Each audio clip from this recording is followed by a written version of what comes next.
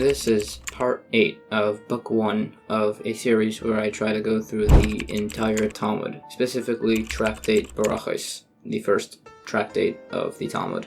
Chapter 8 starts with a Mishnah, beginning with an argument between Beis Hillel and Beis Shammai about the Kiddush blessing said over a cup of wine on Shabbos. Specifically, this Mishnah, and predominantly this entire chapter, is discussing the laws of the Havdalah ceremony, which is a little ceremony that's said and done as Shabbos ends on Saturday night. Havdalah means to separate, and it's done to signify the separation between Shabbos and a weekday. It's done with a candle, because it also commemorates when Adam first made fire, and there are a few blessings and prayers said over it, such as a cup of wine, and also there's a blessing said over incense of a sort, usually cloves. Anyways, let's get back to the Mishnah. So, Beis Shammai says you first say a blessing on the day of Shabbos, and then a blessing on the wine, while Beis Hillel says the opposite. Similarly, Beis Shammai says you wash your hands first, and then prepare your cup of wine, while Beis Hillel, again, says the opposite. Also, Beis Shammai says you first clean up after the meal, and then wash your hands for the after blessing. Beis Hillel, again, says the opposite. Also, at the end of Shabbos, if you're only finishing your meal then, Beis Shammai says you first say the blessing on the candle, then on the meal, then the spices, and then the Havdalah prayer, all of which are a part of the Havdalah ceremony mentioned earlier. Beis Hillel says the order is on the candle, the spices, the after-meal blessing, and then the Havdalah prayer. They also argue over the exact wording of the Havdalah prayer. Also, in general, you can't use the candles or spices from a non-Jew, from that which was used for the dead, or from idolatry. Also, you only say the blessing once you benefit from the candle's light. Another argument between Beis Hillel and Beis Shammai holds that if you eat and remember later you forgot to say the after blessing, you go back to where you ate to say it, while Beis Hillel says you can just say it right there. They both agree that the deadline for this is until the food is digested. Yet another argument between them in this regard is if you're about to say the after blessing and then get a cup of wine, Beis Shammai says you say a blessing on the wine and then the after blessing on the food, while Beis Hillel says you first say the after blessing on the food and then the blessing on the wine. Also, in general, if you only hear part of a blessing from a Jew, you still say Amen. If it was somebody from Samaria, you have to make sure he said the whole blessing before saying Amen, as apparently they're less trusted to do it properly. Okay, that was a bit of a longer Mishnah than normal, but now we move into the Gemara, which explains the logic between the opinions. Beis Shammai says we say the blessing of the day first and then the wine, as the only reason we're drinking the wine at the beginning of the meal is because of the day, and also Shabbos begins first. Beis Hillel says we do the inverse, the blessing on wine first and then on the day, because we only say these blessings because we're drinking wine, and also it's more common, and generally the more common thing that you're doing takes precedence. We hold like Beis Hillel. He needs 2 reasons, mostly because Beis Shammai also brought 2 reasons.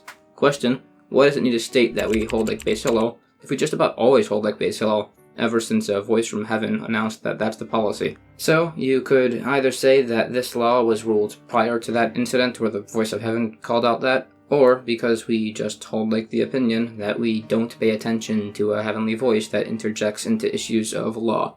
Then, in regards to the argument between them by the order of blessings and events by the Havdalah ceremony, we cite a few sources to try to figure out exactly who quoted what in this regard. Also, Beis Shammai holds the opposite by Shabbos ending, in that you say the blessing on the wine first there, as you'd want to delay Shabbos ending as much as possible so you don't seem like you're all eager to end it. Also, in general, there's another source quoting Beis Shammai that seems to imply that you don't need to make the blessing over a cup of wine in the first place, but there we try for a while to work the case to fit like Beis Shammai, but in the end we just have to say that it's somebody with a different version of Beis Shammai's opinion.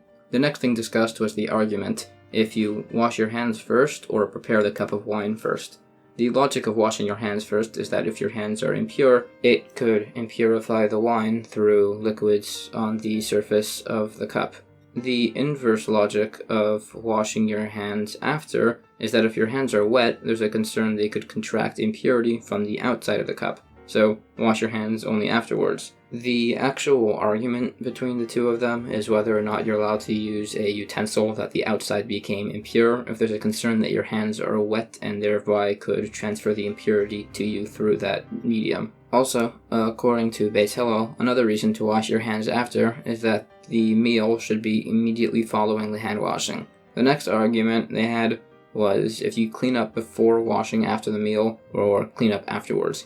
Beis Shammai holds that you place your napkin on the table, as there's a worry if you place it on your cushion, then impurity from the cushion would travel through that to your hand. Beis Hillel holds you place the napkin on the cushion because if you place it on the table, there's a concern it could spread impurity to the food on the table. The argument is based whether we're concerned about people who eat teruma eating at this table and causing problems, or if that's not a cause for concern. This argument carries on a bit more about these laws of purity and impurity, of course, which don't have much practical relevance nowadays. In the end, we, of course, hold like Beis Hillel. They also discuss some opinions as to the order of events in Havdalah, and also the argument as to the text of the Havdalah, particularly over the word Boirei, who creates, whether that denotes future tense or past tense, which it generally does denote past tense in other cases, or the argument is over the word me'oirei, illuminations, if it should be plural or singular.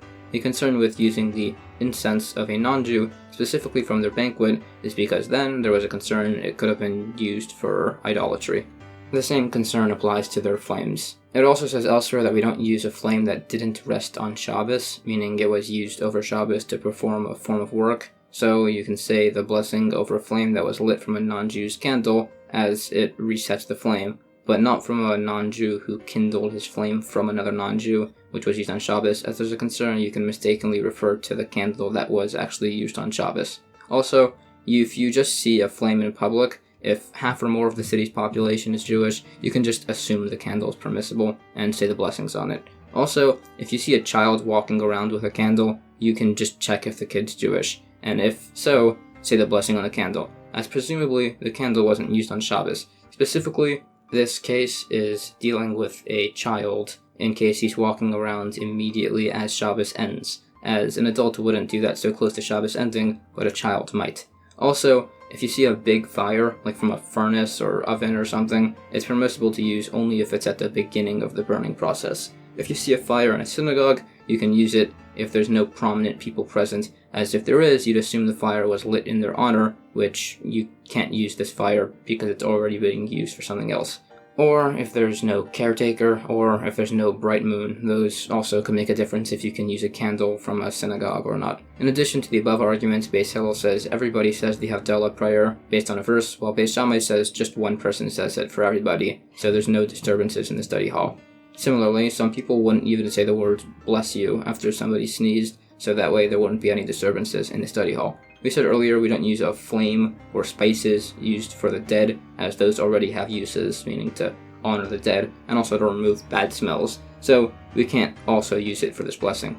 We may, however, say blessings using candles from a dead person if the candles were only used for illumination by night, and they wouldn't have been used there had the funeral been by day, meaning the sole purpose of those candles had been for illumination, in which case they could be used. Also, similarly, you can't use spices used in a restroom to make it smell nice, or hand soap. In fact, generally, if a spice is not used for its smell, we can't use it for this blessing. Spices by a merchant can be used, because although he's selling the spices, he also wants them to be smelled so people buy them, so they're being used for their smell, therefore you can use them for this blessing.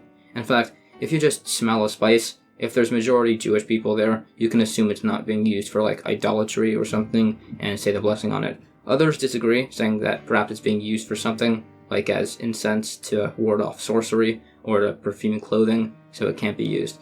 Also, if you see incense being burned for idolatry, you should not smell it. Okay, the next thing mentioned was that you need to benefit from the flame to see it and use it for illumination during the Havdalah.